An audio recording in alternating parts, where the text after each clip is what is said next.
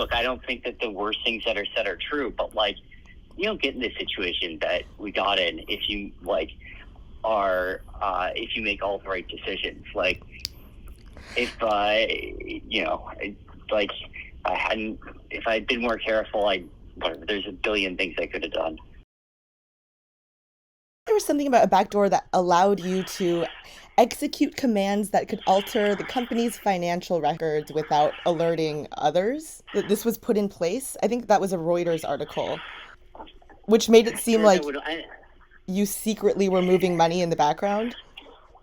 Wait, and this is something that I would be doing? It kind of said that SBF put like a secret backdoor so that he was moving funds to Alameda and it was undetected. Like, this was something that you put into place potentially? I mean, that's how it read. Well, that's interesting. So that I can tell you is definitely not true. I don't even know how to code, is the honest, embarrassing answer. I certainly wasn't like building some backdoor in the system. I could barely use the system. That's not true. I knew the system pretty well from a user interface perspective. But I literally never have opened the code for any of FTX. So I certainly didn't build a backdoor in there, and I don't know exactly what they're referring to. It's like, let me try and give you the nearest neighbor to that. The like thing that is true that like most resembles that statement, which is that there was a fuck up, which is a long and almost boring story, but basically, there was, I don't know what that's referring to, but like, I was wrong. I was incorrect on Alameda's balances on FTX by a fairly large number, an embarrassingly large one, and it was because of a like very poorly labeled accounting thing, which was a historical artifact of a time before when, like, from before FTX had bank accounts. And the result of that was basically there was a time way back yonder when people would wire money to Alameda and then ask to be credited on FTX. That just basically never got screwed up. And that was like a pretty big miss, and meant that Alameda was like substantially more levered than I thought it was. I don't know if that's what that comment's talking about, but that's the best thing the sort of closest thing I can think of for it. It's possible that it went through a number of games of telephone before ending up like that. I don't know. Then I guess just like the whole FTT thing, just using it as collateral and it being potentially pretty illiquid. A lot of people use FTT as collateral on FTX. I think it had real value. That being said, there are a few problems. One of which was, again, the position's bigger than I thought it was. That wasn't good. Second of all, was that, and this is fucking embarrassing that I got wrong. Like, given my background, I should not have been the one to get this wrong. I think FTT was basically more legit than most tokens in some ways. Like, I think its value is more economically underpinned than the average, than the average token was. That being said, why do you feel that way? Wrong. Because like the buy and burn and shit. Like, it's not just like a token that like does nothing. Like, at least it does something, and like there is some like effectively cash flow that goes to it, and like there is a utility for it, and like I don't know, like you can use your judgment on how much you think that's worth. Yeah. But like you compare that to like token number 17 on CoinMarketCap. I don't know what token number 17 is, but I suspect it's just a lot less than FTT did. That being said, so I kind of feel like it did have real value. I mean, it trade hundreds of millions of dollars a day, had, real market cap. And while it was like, I don't know, Alameda held a lot of it, it didn't hold all of it. Like, half of it was just totally free floating. Mm-hmm. And so, like, I don't know, like, you could reasonably, quibble over a factor of 2 on its, like, real liquidity. But not like a factor of, like, 30 or something. Like, we're talking a matter of, like, I don't know, should have been X or, like, 1.23 times X or something. The bigger problem, and the things that I like what actually happened there was not quite that FTT was illiquid. like, if you look at what happened between, a month ago, FTT's market cap was $8 billion. Mm-hmm. Today, FTT's market cap is $500 million. Mm-hmm. Yeah. What happened between then and now is not that a surprisingly small amount of sales of FTT totally crashed the price. Like, illiquidity wasn't what caused that crash. What caused the crash was something else, which is very embarrassing that I underestimated, which is the massive correlation of things during extreme market moves, especially when they're triggered by fear over the position itself and the massive size that those moves can be. And we've seen that again and again and again in finance, where, I mean, long-term capital, similar thing, where, like, you know, you have a bunch of positions which are correlated by virtue of all being held by the same entity. And in this specific scenario where you have a crisis of confidence in that entity combined with a run on the bank and a total lack of liquidity and credit, where the crash can be extremely correlated between all those assets, extremely large and extremely fast. Yeah. And that's what we saw. Like, we saw over a 2-day period, FTT lose 90% of its market cap. We saw Solana lose half its market cap.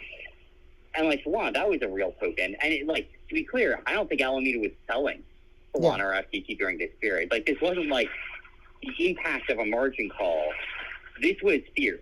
Like, this was, all, like, you know, the reaction to news coming out specifically surrounding FTX and Alameda and their solvency, and you know, combined with the run on the bank on FTX, which basically meant that, like, you know, we saw moves that were, you know, 5 times as big as the biggest ever 2-day move for either of those assets in history, which is, like, on the one hand, you could say, and then on literally the exact same day that they completely collapsed in value, a total run on the bank on FTX where we saw $4 billion per day of customer withdrawals, which is 30 times what we see on a normal day. So on the one hand, you can say, well, that was like a 12 sigma event. How could we have predicted it? But that's what everyone always says. And of course, the answer is it wasn't a 12 sigma event because everything's correlated in those events. Like, when you're and their tails are fatter than they appear. And, like, when you, like, the answer for how likely would that be, because that's what it would have taken to create this crisis. Like, if you really wanted to bring down FTX's liquidity, you needed to take 60% out of the market cap of a variety of moderately liquid tokens within a 2-day period and have more than 50% of all assets on FTX attempt to be withdrawn. Yeah. Like, that was the triggering condition. And that was, like, so many standard deviations outside of what you would normally expect, except, of course, like, that shit's correlated. And, like, that, you know, specifically when there's a crisis of confidence in the thing itself, you just see, like, you know, you see, once you've got a couple 2 sigma events, everything else follows. Yeah. With, like, high probability. And so it's like, you know, the stress test scenarios, so to speak, that I was thinking about were not nearly stressful enough. I was thinking about Luna crash type scenarios, which were bad, but weren't this bad because they weren't tuned to specifically the things that would bring down FTX. I mean, do you feel it was problematic that it was such a large part of the balance sheet? Yeah. Oh, so first of all, yeah. Well, sorry, or let me take that back. I think it was problematic that it was such a large margin position. Like, if you've got a lot of tokens sitting there doing nothing, there's nothing wrong with that. But if you're using them as collateral, right, then, like, then you've got to worry about concentration risk on the asset side. And so I think that was problematic. I also think, again, I should have been, like, way more worried about, like, extreme downside cases than I was. But also on top of both of those, I fucked up and, like, was incorrect about the size of the position by a shockingly large number until Sunday night when I recalculated it. Because of this historical accounting quirk, I was off by many billions of dollars on how big this position was. So FTX International was separate from FTX US, and you had stated that FTX US was solvent. So I was wondering why FTX US had to go to Chapter 11 as well. Oh, yeah. It's a really good question. Well, you can blame the fucking idiot you're talking to for actually filing this document. I was sort of coerced to doing it, but I should have just said no. I had that right. I probably would have been reported to everyone you could imagine for not doing it, but it would have been worth it because it's the right thing to do, to not file. And like, I would give anything to unfile that right now. You don't feel that FTX US should have filed for bankruptcy? And well, so if they are completely separate and FTX US was solvent, then would that mean that FTX customers would expect like a decent recovery? Just because I feel like all the numbers that have been floating around. Sorry? FTX or FTX US? US. Just because the only numbers I've seen floating around, like the Financial Times, the recovery looks pretty slim for... That's for international. Yeah. US is 100%. So then FTX US customers could potentially expect decent recoveries then? After all this? If the US team hadn't turned off the Amazon account, they could already be withdrawing. You know what the honest answer is? FTX US was so fucking solvent that even after losing like $250 million to a hack on the way to bankruptcy, it's still solvent. It's about $500 million over. Withdrawals were opened first to citizens of Antigua or Bahamas, yes. Bahamas. Yes, and then the regulators or securities said that that was not approved. Yeah, I think I might have been, I think, the right decision. Wait, sorry? It was... All right, so I ran it. I gave them a heads up, a one-day heads up that we were going to do it. They didn't say yes or no. They didn't respond, and then we did it. The reason I did it was critical to the exchange being able to have a future, because that's where I am right now, and you do not want to be in the country with a lot of angry people in it, and you do not want your company to be incorporated in a country with a lot of angry people in it. And so it was, realistically speaking, it's shitty, but like, yeah, the pathway forward for FTX involved Bahamians not being pissed at it. Because I guess it could have been looked at as like insider withdrawal sort of thing. Oh, it wasn't insider withdrawals. No, this was trying to create a regulatory pathway forward for the exchange. Just to like kind of appease the citizens of the country that you're currently in, basically. And that the company was about to be assigned a provisional liquidator. And I donated to both parties. I donated about the same amount to both parties this year.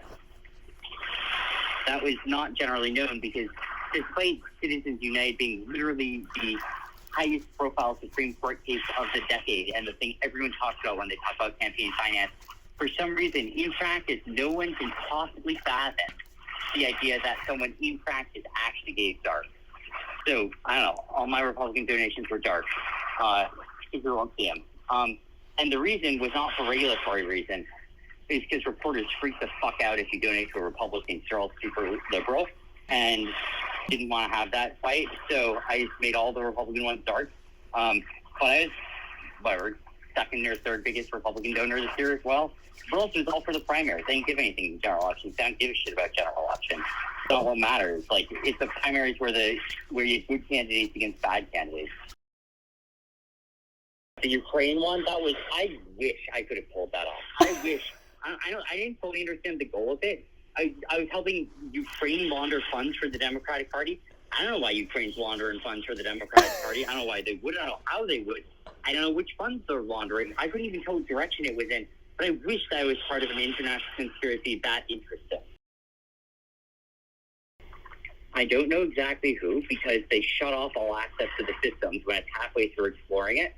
I've narrowed it down to like 8 people. I don't know which one it was.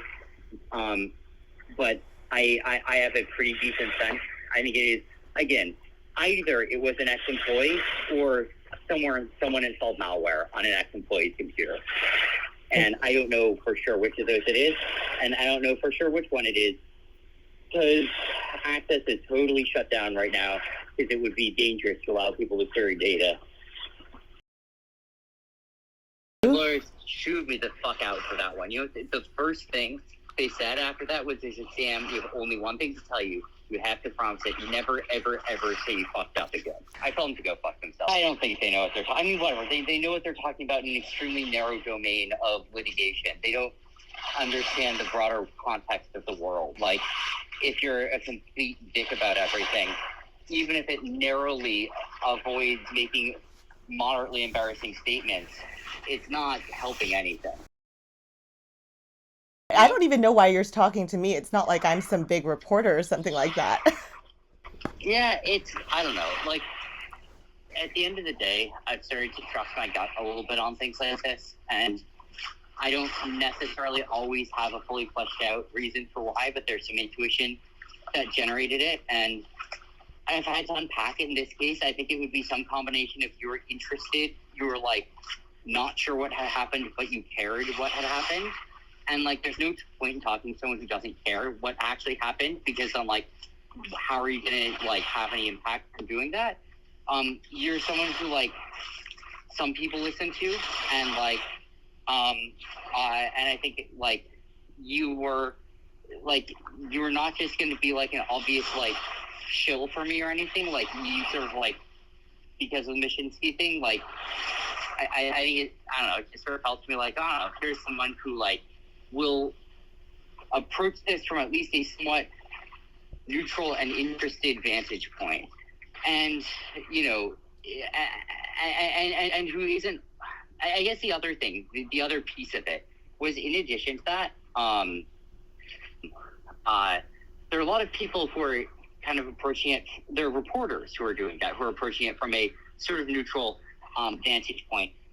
And I am talking to some of them. The problem is that at the end of the day, their metric is clicks. Like, that's what they need to get. And it's fine, it is what it is. But, like, what it means is that, like, a boring story won't sell. And so they're going to be trying to ask me, like, the most provocative possible questions.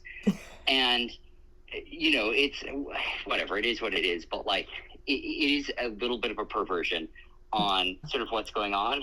And, like, you know, I sort of had, like, I don't mind them that much, but, like, I kind of felt like, all right, like, we as a society have, in my opinion, in my humble opinion, spent about enough time this week trying to figure out whether anyone in living in Albany was polyamorous.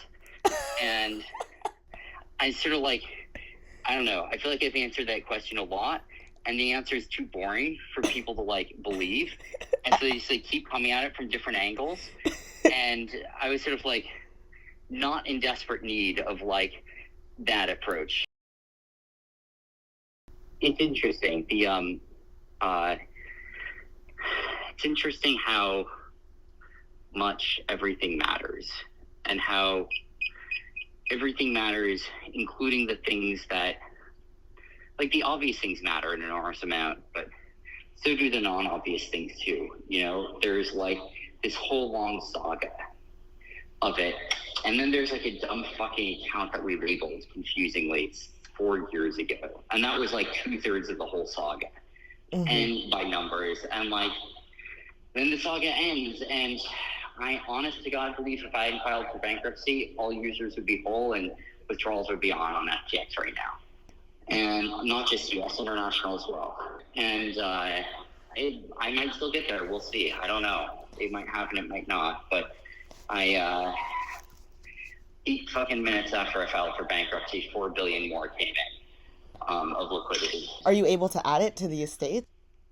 I'm working on it, but the current trustees of the estate would rather burn it all to the ground out of shame and attempt to find a way to bring more value to customers. So right now I'm stuck in a jurisdictional battle between countries over the bankruptcy estate that I started. Would you put it in FTX International or US? Oh, yeah, US doesn't need it. Yeah. US is fine. Yeah. That just needs to come out of bankruptcy and turn on. International needs, like, about $4 billion of net asset value, realistically speaking, and about $8 billion of liquidity.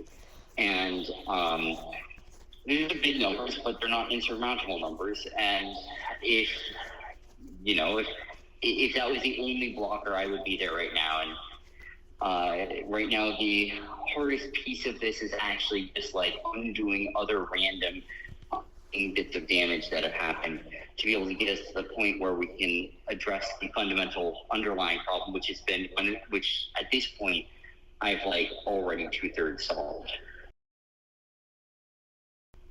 Do you think the numbers that have come out are pretty accurate on what people can expect? Like the FT or Financial Times balance sheet kind of looked like people could expect basically nothing on international. Like, Well, I mean, not nothing. Like I think, sorry, that's not counting like just liquid assets that are there. I think if nothing happens, if I can never do anything again, and they're left to their own devices, eventually U.S. will get a penny on the penny, a dollar on the dollar once they get around to admitting that.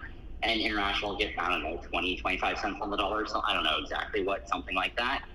But I don't know. That's because they got $4 billion sitting here waiting to be injected. If they will let us inject it. So.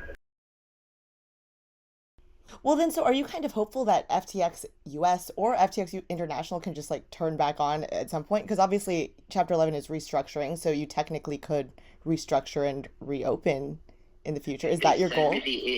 They sent me the AWS key beyond tomorrow, and withdrawals would start opening up over the next month. But right now, I'm fighting over an AWS key. We'll see. We'll see what I can do. I mean, the embarrassing thing is I was the one who filed. Like, it wasn't even that I'm trying to, like, usurp someone else's company. I'm trying to usurp my own company. And from the process that I myself started. So it's and the people who I myself put in charge grudgingly are not happy about that prospect. So, I've been trying to figure out the best way to relay information from my phone calls with Sam, but obviously a lot of nuance and tonality gets lost in Twitter threads. So, I figured the most fair and accurate way to represent Sam's responses would be by letting people listen to the audio itself. Just to be clear, I am fully aware that Sam has full incentive to represent himself in as positive a light as possible, so I do take a lot of his answers with a grain of salt, especially without hard evidence. Also, I did provide more context in a previous video, but just to be clear, I am not an official journalist or a reporter. This was my first time interviewing literally anyone ever, and it was fucking Sam Bankman-Fried. So I apologize if I didn't ask the questions that you would have asked. I didn't have a lot of notice for this phone call, so I didn't really have questions lined up. This phone call took place at about 3 a.m. on November 16th, and we had a second phone call on November 20th, so I will post that shortly on my YouTube channel. Anyway, I hope you're all having a lovely day. I'll leave my contact information in the description box down below, and I will talk to you very soon. Bye.